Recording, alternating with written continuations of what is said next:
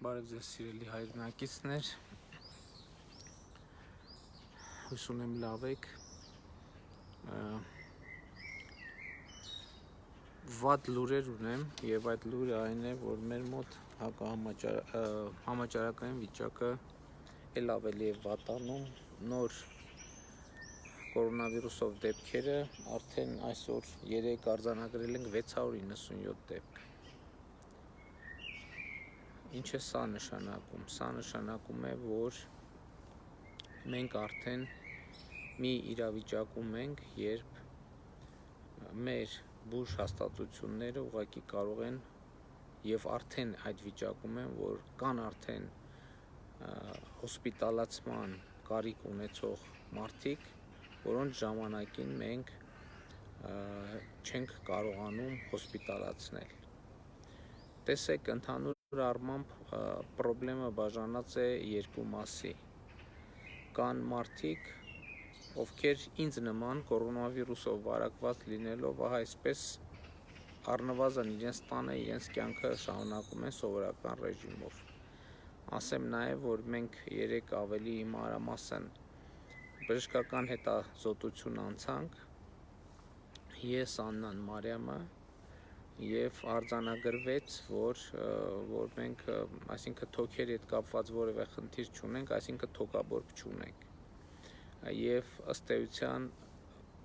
լիարժեք ասիմպտոմ ենք տանում հիվանդությունը։ Իմիջիայլոց ասեմ, որ սովորաբար հիվանդությունը սիմպտոմներով սկսվելու պարագայում է բարդանում։ Մենք վիճակագրություն ունենք, որ ասիմպտոմ հիվանդների միայն 10%-ն է, որոնց մոտ հետագայում բարդություններ են առաջանում։ Այսինքն 10% հավանականություն կա, որ մեր մոտ սկսի թոքաբորբ զարգանալ։ Փոքրիկներին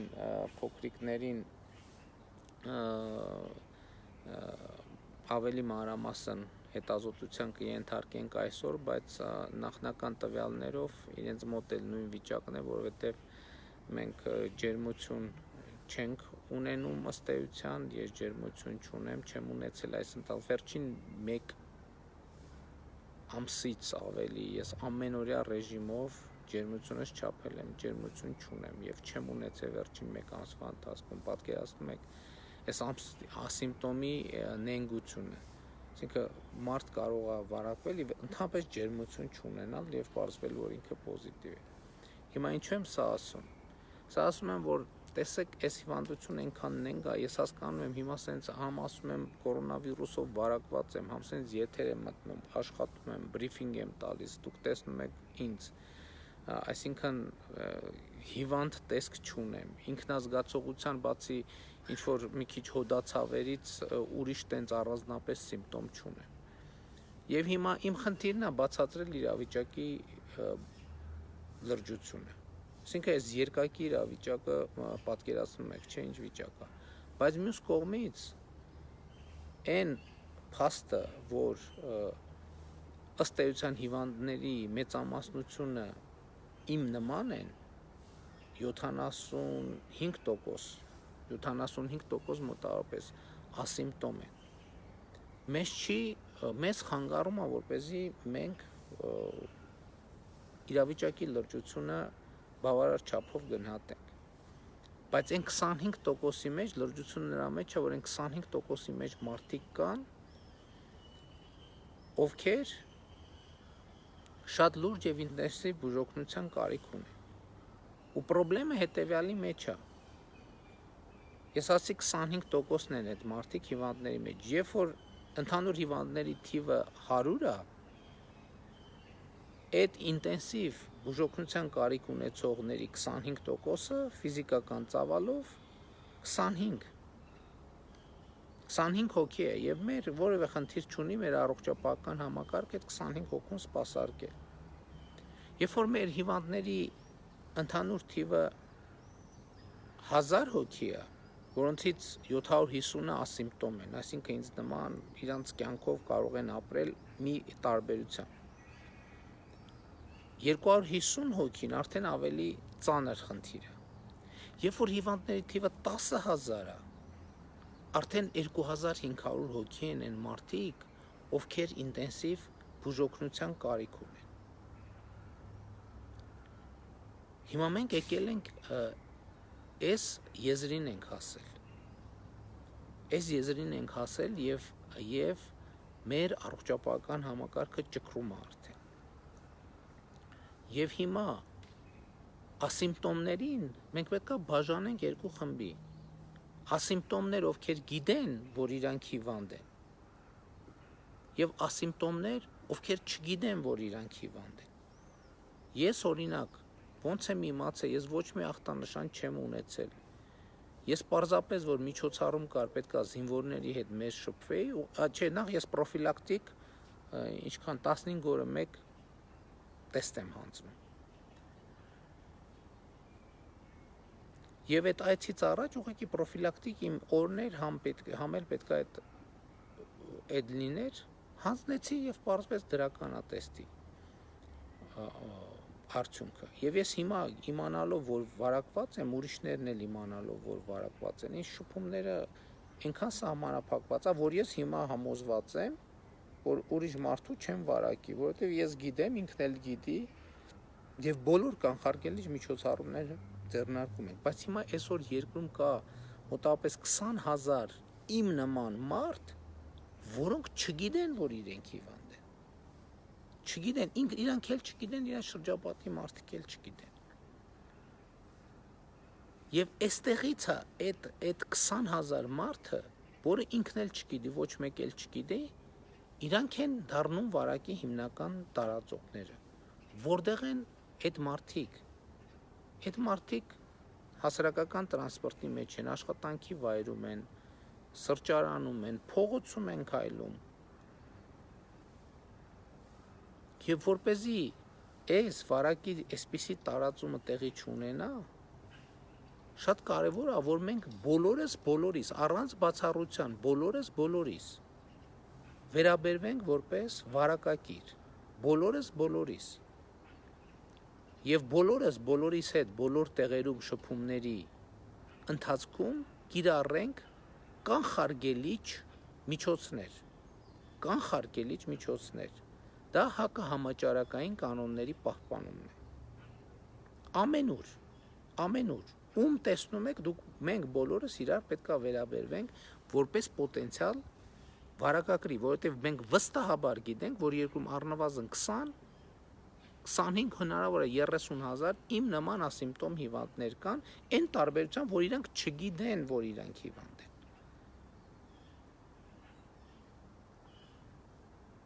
Եվ գիտեք, որ այսօրվանից դիմակ կրելը պարտադիր է։ Ամեն օր տնից դուրս ամեն օր պարտադիր է։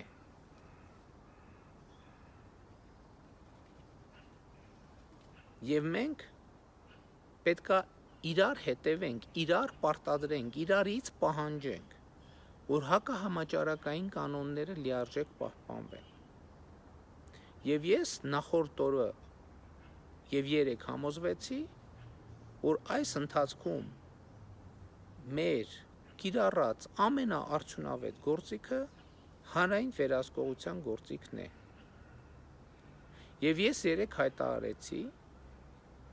որ մենք ձևավորում ենք հակահամաճարակային հանրային վերահսկողության թիմ։ Եվ ես հիմա ուրիշ խնդիր եմ դնում, Հայաստանում պետք է սկսի հակահամաճարակային շարժում։ Եվ մեզնից յուրաքանչյուրը պետք է իրենից կախվածը անի համաճարակի տարածումը կանխելու համար։ Ինչպես առաջինը ինքը ճշգրտորեն պահի հակահամաճարակային կանոնները,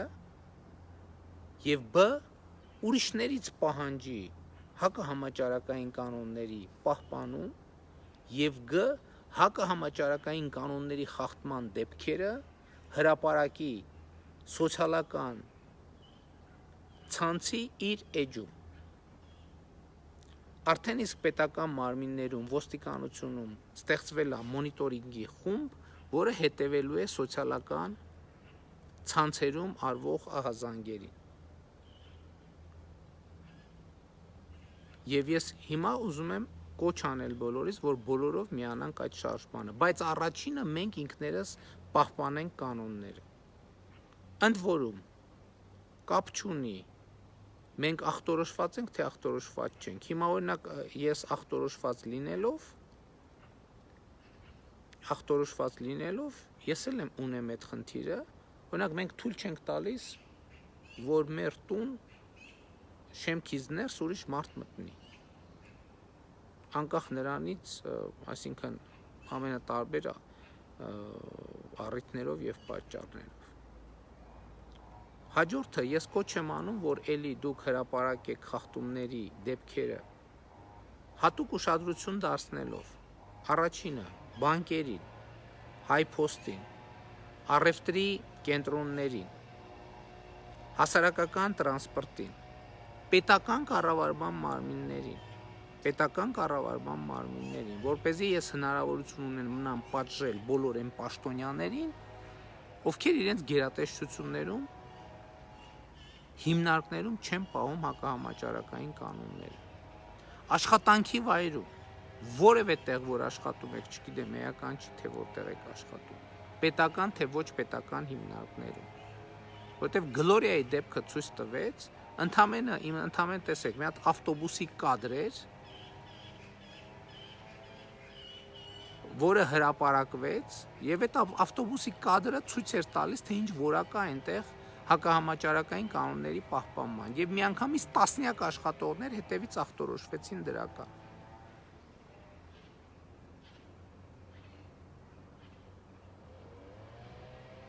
Հիմա իհարկե մենք բարետատանը ունենք մի քանի սցենարներ եւ այդ սցենարներից որևէ մեկը կկիրառենք, բայց իմ կոչը, խնդրանքը, ակնկալիքն է, որ Հայաստանում սկսվի հակահամաճարակային շարժում, որը պետք է արտահայտվի 3 բանով։ Մեզնից յուրաքանչյուրից, անկախ նրանից իր վիճակում, ինչ վիճակում է, պահանջվում է հակահամաճարակային կանոնների պահպանում։ Ես իմ մասով պահպանում եմ, որ մեկուսացած եմ, չեմ շփվում կամ շփվում եմ այնպես, որ վստահ լինեմ, որ չեմ վարակելու ուրիշների։ Երկրորդը վերահսկել ուրիշների կողմից կատարումը հակահամաճարակային կանոնների, լուսանկարել խախտման դեպքերը, տեսանկարահանել եւ հրապարակել սոցիալական ցանցի էջերում, որպեսզի նախ ռեպուտացիոն խնդիրը, երեք օրինակ բանկերի դեպքում ինչ պարզվեց, ընդամենը մի քանի ժամվա ընթացքում հարցերը լուծվեց, որովհետև բանկերը հասկացան, որ իրենց ռեպուտացիայի գործարար համբավի վրա շատ նեգատիվ ազդեցություն է ունենում դա։ Սա շատ կարևոր բան է։ Այսօր էլ եկեք այդ process-ը շարունակենք։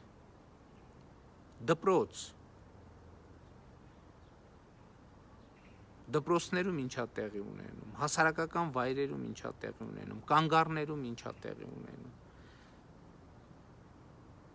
Այս ամեն ինչը պետք է լայնորեն հանրային կերպով վերահսկվի։ Եվ ես ուզում եմ, որ ցավով արձանագրել, որ 3 կորոնավիրուսից ունեցել ենք 6 մահ, եւս 9 մահ կորոնավիրուսով վարակված անձինք են մահացել, որոնց մահվան պատճառը բժիշկները այլ են գնահատում։ Ես ուզում եմ ցավակցել բոլոր մահացածներին եւ նրանց ընտանիքներին։ Ուզում եմ ասել նաեւ, որ մեր հակաճգնաժամային միջոցառումների շրջանակում այս պահին շահառուներին հասանելի օժանդակության ընդհանուր թիվը գերազանցել է 100 միլիարդ դրամը։ Այսինքն մեր միջոցառումների շրջանակներում 100 միլիարդ դրամ աջակցություն է ցուցաբերվել կամ հասանելի է դարձել շահառուներին։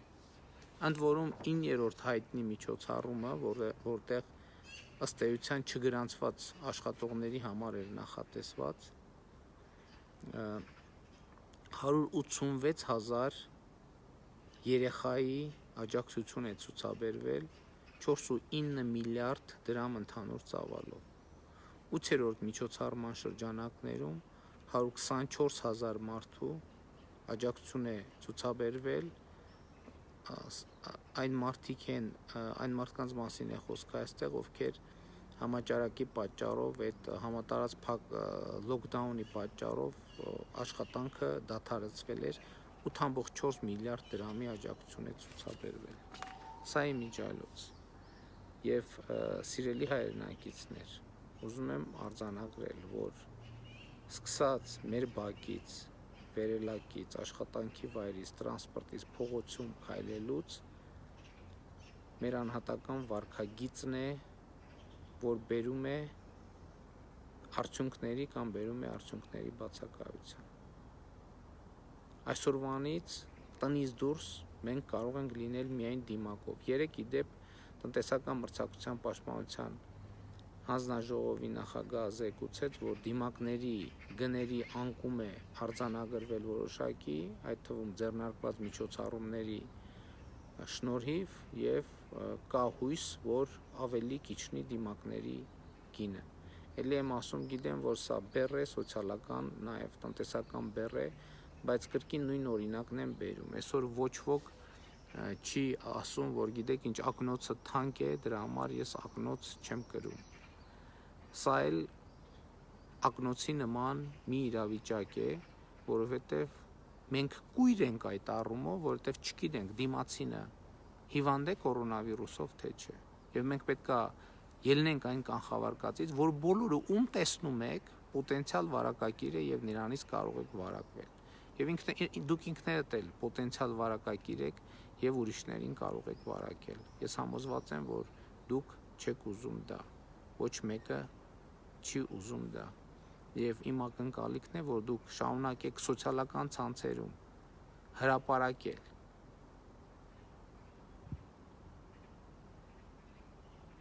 խախտումների բոլոր դեպքերը, ինչպես նաև այո կարող եք իմ Facebook-յան էջին ուղարկել եւ մենք նաև մեր էջում որոշակի հրապարակումներ կիրականացնենք։ Սա հանրային մասով, մնացած մասերով մենք քննարկումները շարունակում ենք անընդհատ